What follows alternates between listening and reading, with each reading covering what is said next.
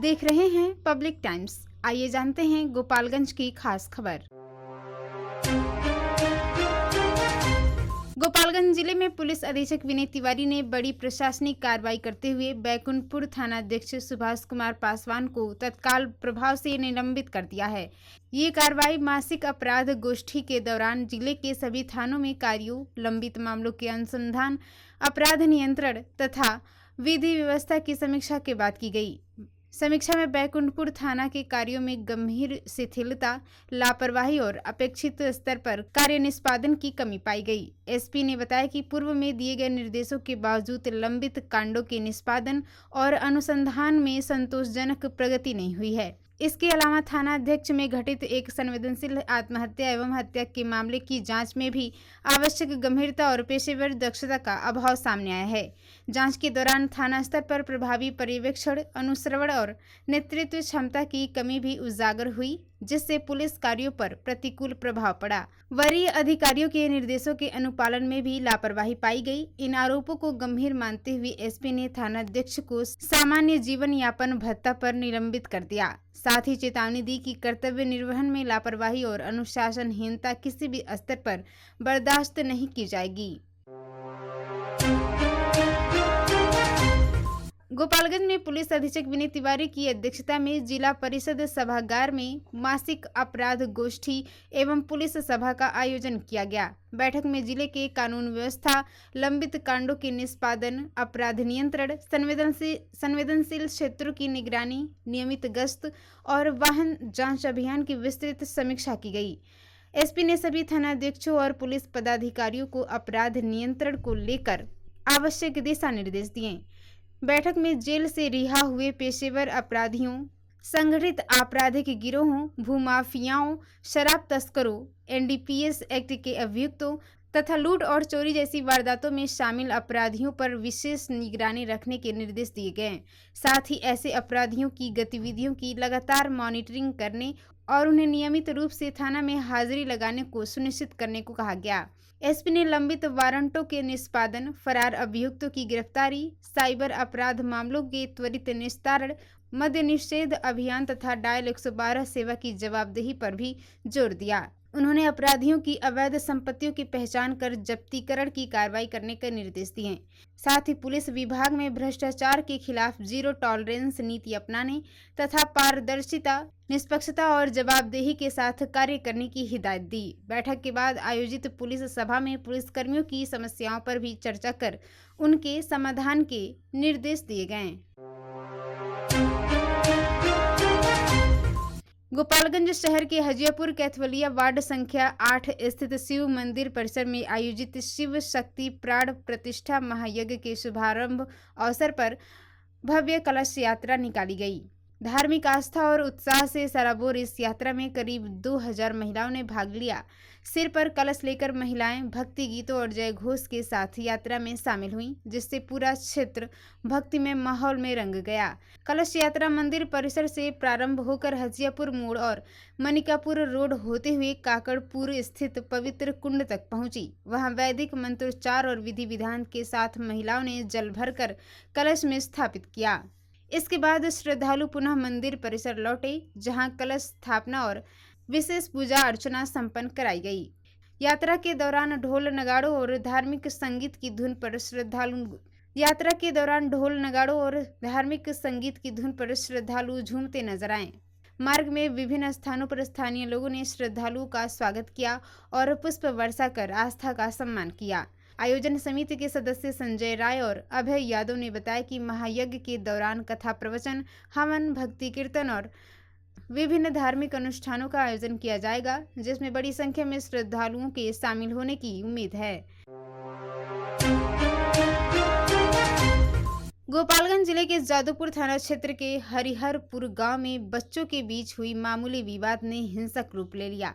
विवाद को लेकर दो पक्षों के बीच जमकर मारपीट हुई, जिसमें एक ही परिवार के 3 लोग गंभीर रूप से घायल हो गए।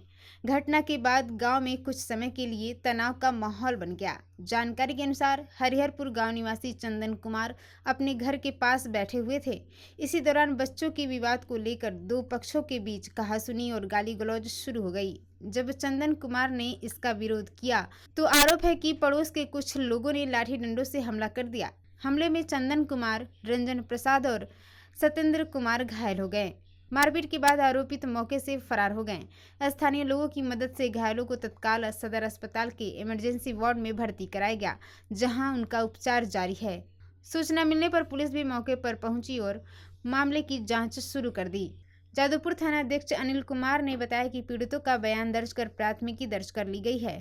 पुलिस आरोपितों की पहचान कर उनकी गिरफ्तारी के लिए छापेमारी कर रही है। मामले में आगे की कार्रवाई जारी है। गोपालगंज शहर के श्रीरामपुर नगर मोहल्ले में आपसी विवाद ने हिंसक रूप ले लिया। दो पक्षों के बीच हुई जमकर मारपीट में कुल 8 लोग घायल हो गए। घटना के बाद इलाके में अफरा तफरी का माहौल रहा।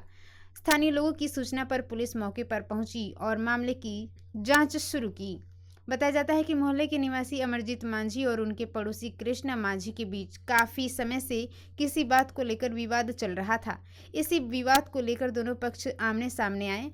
पहले दोनों ओर से कहासुनी हुई और गाली गलौज हुई, जिसके बाद मामला बढ़ गया और लाठी डंडे चलने लगे। मारपीट में एक पक्ष से अमरजीत मांझी, गोलू कुमार, पूनम कुमारी और बबीता देवी घायल हो गए। वहीं दूसरे पक्ष से कृष्णा मांझी, प्रभु मांझी, लाल बाबू मांझी और रिंकू देवी को चोटें आई हैं। सभी घायलों को आसपास के लोगों की मदद से सदर अस्पताल के इमरजेंसी वार्ड में भर्ती कराया गया, जहां चिकित्सकों की निगरानी में उनका इलाज जारी है। घटना के बाद दोनों पक्षों ने पुलिस को आवेदन देकर शिकायत दर्ज कराई है। पुलिस ने दोनों पक्षों के आवेदन के आधार पर प्राथमिकी दर्ज कर ली है और मामले की जांच करते हुए आगे की कानूनी कार्रवाई शुरू कर दी है। गोपालगंज जिले के माझागढ़ थाना क्षेत्र में कपड़ा और जूस की दुकान में हुई चोरी के मामले में पुलिस ने 48 घंटे के भीतर खुलासा करते हुए 4 आरोपितों को गिरफ्तार कर लिया। इनमें 3 विधि विरुद्ध बालक भी शामिल हैं। पुलिस ने आरोपितों के पास से चोरी किए गए कपड़ों में 3 जींस और 3 शर्ट बरामद किए हैं। जानकारी के अनुसार माझागढ़ नई बाजार स्थित नैतिक फैशन कपड़ा दुकान का ताला तोड़कर चोरों ने 35,000 रुपये नगद और 20 से 25 पीस बच्चों के कपड़े चोरी कर लिए थे। वहीं रजनीकांत पंडित की जूस की दुकान से करीब 1.5 लाख रुपए नगद की चोरी की गई थी। मामले में दोनों दुकानदारों की शिकायत पर माझागढ़ थाना में प्राथमिकी दर्ज कर पुलिस जांच में जुटी हुई थी।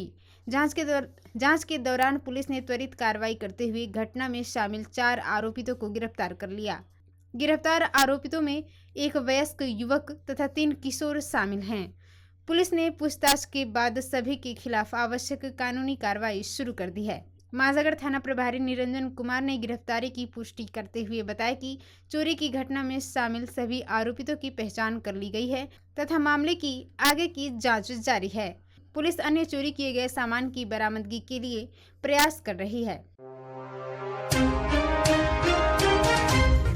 आपको बताते चले कि विश्व बाल श्रम निषेध दिवस के अवसर पर गोपालगंज समाहरणालय परिसर में बाल श्रम उन्मूलन को लेकर शपथ ग्रहण समारोह आयोजित किया गया।